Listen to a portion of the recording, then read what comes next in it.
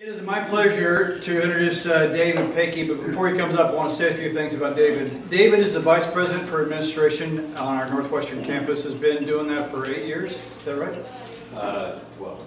12? That long? And of all the folks that I work with on the senior staff, David probably has more jobs than anybody and many more than most people need. He does an exceptional job of doing a lot of things very well. One thing that he does that most folks don't know about is he's taken upon himself to teach personal finance to our students. And my daughter actually had him, raves about him. She loves Dr. David Pecha. And then we had a student, John and I were talking to a student, and this young man's a senior about to graduate in December, and we asked him what his favorite class was the entire time. He's a computer science major, and he mentioned David's class as being his favorite class the whole time he's been there. So that tells me he's doing an exceptional job in the classroom. Now, with everything that he's doing, David's decided to be a volunteer for homecoming, and I don't know why he's done this, but I'm very glad that he has, and that's what he's going to speak about today. So please give a nice, warm welcome to Dr. David Pecha. I always enjoy visiting with civic clubs this time of year because as fall rolls around, that also means that homecoming is about to start. And this, if you haven't realized, is homecoming week. In today's newsgram, there was a full-page schedule of events kind of showing what's going on this week. And I want to highlight some of those things today and give you a little bit of background about what the Homecoming Committee does throughout the year. Many people think that the Homecoming Committee just works a week of homecoming. That's not really true. We have 17 core members of our Homecoming Committee that actually meet throughout the year. We meet several times during the year, and then we start meeting weekly about 2 weeks before school starts. And we do weekly updates, answer any questions, field any problems that may be coming up. Then there's a number of subcommittee volunteers that also work with those 17 core members. And what's unique about the Alva Northwestern Homecoming Committee is it's a mix of both university personnel and volunteers in the community that have a passion and a dedication for homecoming. We have a standalone budget, about $24,000, and we have 2 sources of revenue for our budget. Primarily, it's from the sale of our homecoming buttons. And as I look around the room, a lot of you are wearing your buttons, and we appreciate that.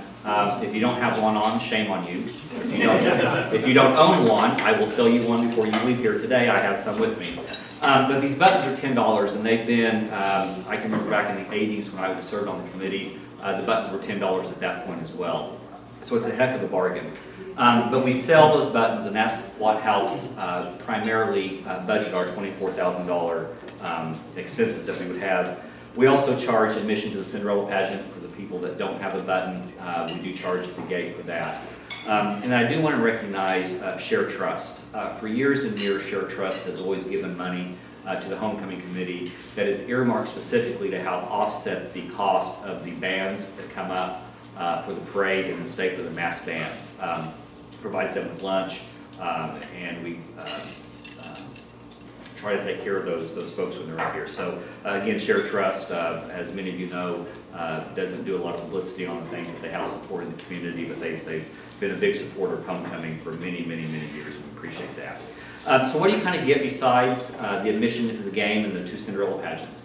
Several years back, we started adding a number to each of the homecoming buttons. Each number is individually numbered, and we will do a drawing in the first quarter of the game on Saturday, and we will continue to draw until a winner is identified. You have to be at the game, but you receive $500 chamber bucks. So it's a great opportunity. We've done that for about 3 years. So an incentive to come out to the game and to make sure that you have your button and you listen for that.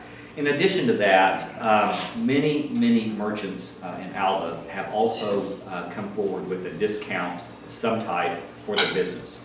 And there's lots of flyers you can see around town that if you wear your homecoming button into that business, they will give you a discount on the items that they sell or the services they provide. So that's just another opportunity of how the community supports not only the university, but this whole week of homecoming.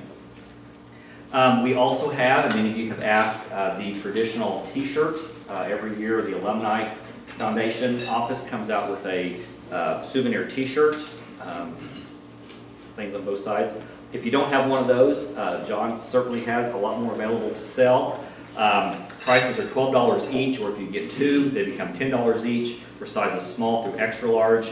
If you need an XL, XXL, they're $15, a little bit higher. But a great souvenir thing. A lot of families buy these for their kids that come back for homecoming, so we have a lot of these shirts available for sale as well. Each year, the Homecoming Association also selects a parade marshal. This year, Dr. Peggy Wisdom was selected as our parade marshal. Many of you may remember Dr. Wisdom was a graduate of Northwestern, has went on to have a stellar career in the medical field, and then more importantly, she has given back, and the Wisdom Family Foundation has given back to Alva and to Northwestern. They have been significant at the university with our Ag Ed program, with our Visual Arts program, and then most recently with our Doctor of Nursing Practice program. So a huge supporter of both Northwestern and the Alva community. She'll be honored at the Cinderella Banquet Friday night, and she'll lead the parade off Saturday morning. I want to just quickly go over the schedule and then give you some updated numbers. I know last year when I visited with this group, you had lots of questions about numbers of participants, so I put some facts together. If you're keeping track, Thursday night, the Cinderella Talent begins at 7:30 in Harrod Hall Auditorium. This year we have 19 girls participating from area high schools. Last year we had 15. So we have 3 additional schools that are participating. Some of you may remember back in the 80s and the 90s, we used to have a maximum of 36 participants. That's the most that we would take. As you look in western Oklahoma, a lot of schools have consolidated, and some schools just don't want to have a local pageant. So that's we're still proud of the fact that we can get 19 participants for the Cinderella pageant. Then on Friday at noon, we have what's called Rally Around the Ranger, where we have our students and our faculty and staff will provide a barbecue around the statue and have a little pep rally. Friday night at 6:30, the volleyball team will play Southeastern in Purcell Fieldhouse at 6:30. The alumni baseball and softball game will also kick off at 6:30 with practice, and then the actual game will be at 7:30 at Myers Stadium. There'll be free hot dogs and hamburgers for all of those that attend. And then Friday night at 8 o'clock, it'll be the coronation of the Miss Cinderella pageant in Harrod Hall Auditorium. And then Saturday's the big day, starting downtown at 7 o'clock. We'll have registration for the Ranger Run, and then that run actually starts at 8. We are still taking registrations for that. Right now we have 28 people registered. Most of those will register that morning. Last year we had 99 participants in that run. We have both a 5K and then a 1-mile fun run. Henry, I hope you've got your entry in. Online. Perfect, thank you. The alumni tent sets up at 9 o'clock. Dr. Wisdom will be there, as well as a nursing alumni reunion will also be taking place this year.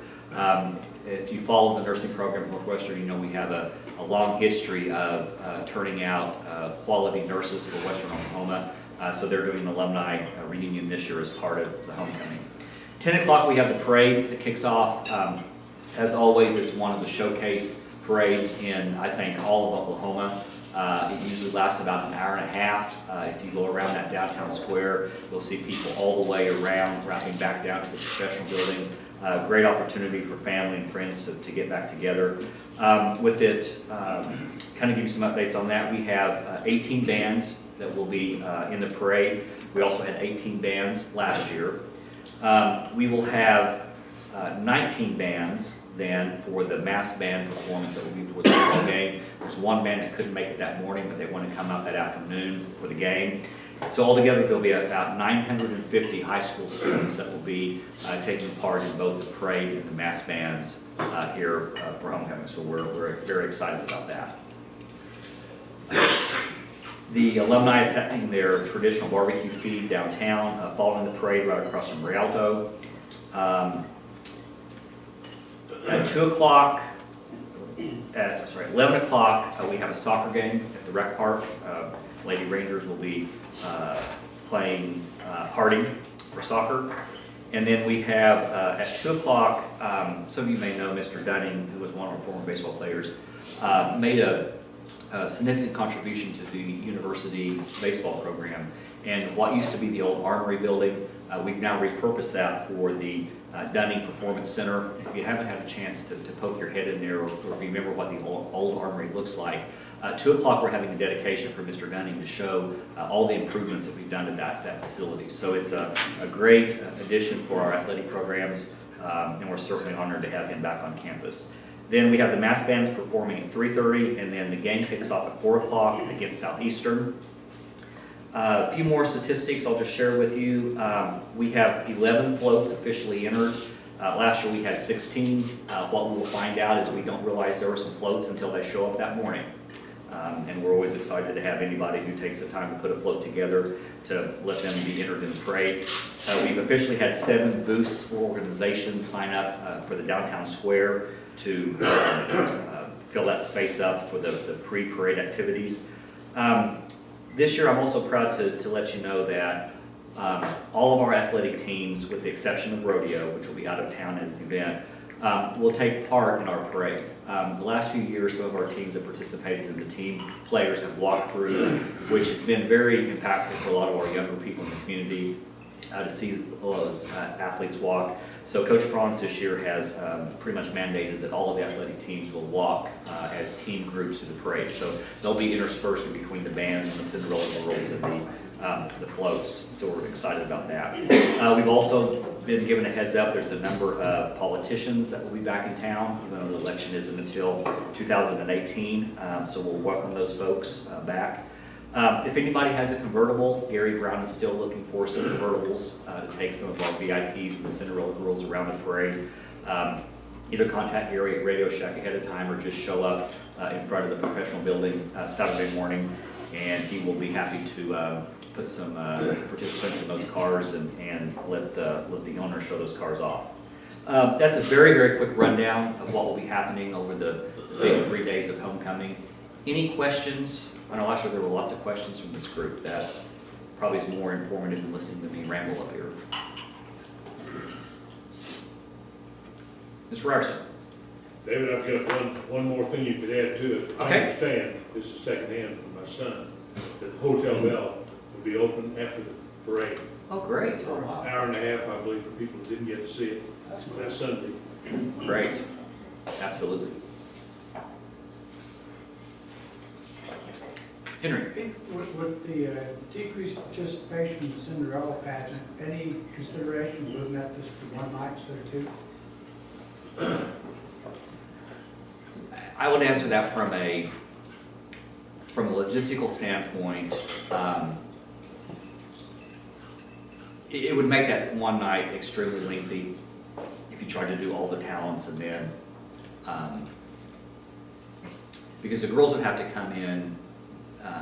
And they make a long day for them too, because you have the talent rehearsal on Thursday, the pageant that night, the interviews are Friday morning, then they do a rehearsal that afternoon, and then the pageant that night. It would cram it probably for the participants to try to do that.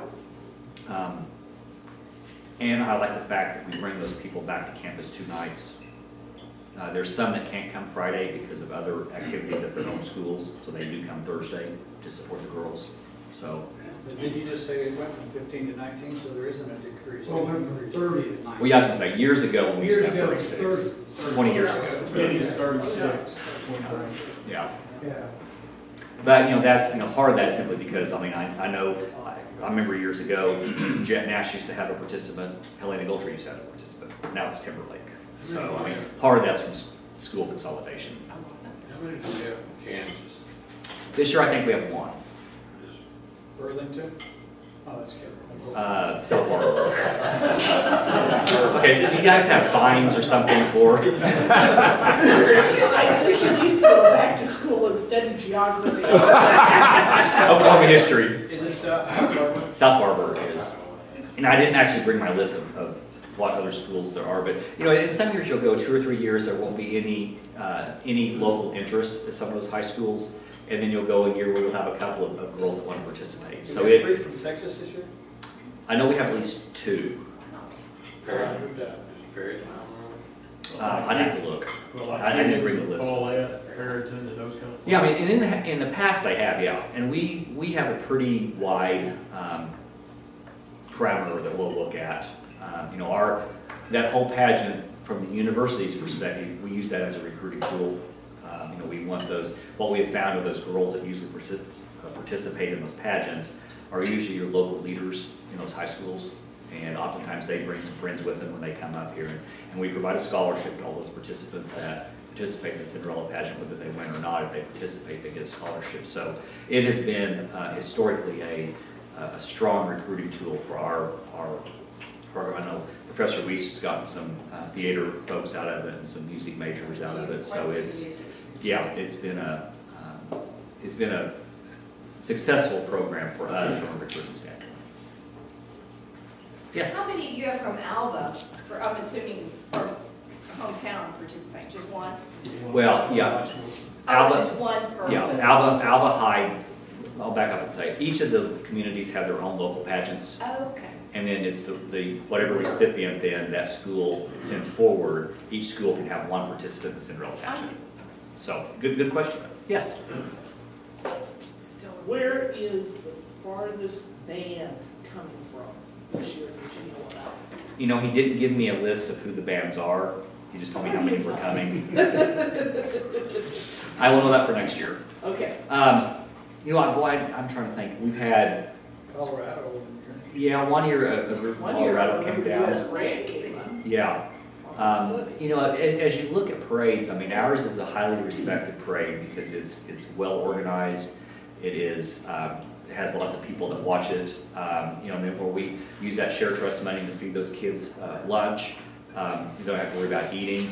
And they stay for the mass band. So those students that come up here, our feedback has always been they've enjoyed their day here in Alva. We try to make it worthwhile for them to give a day up on a Saturday to come up and be part of our parade. So we've tried to make it a entertaining and educational event for those participants. But next year I'll make a note to actually bring the actual list. So good question.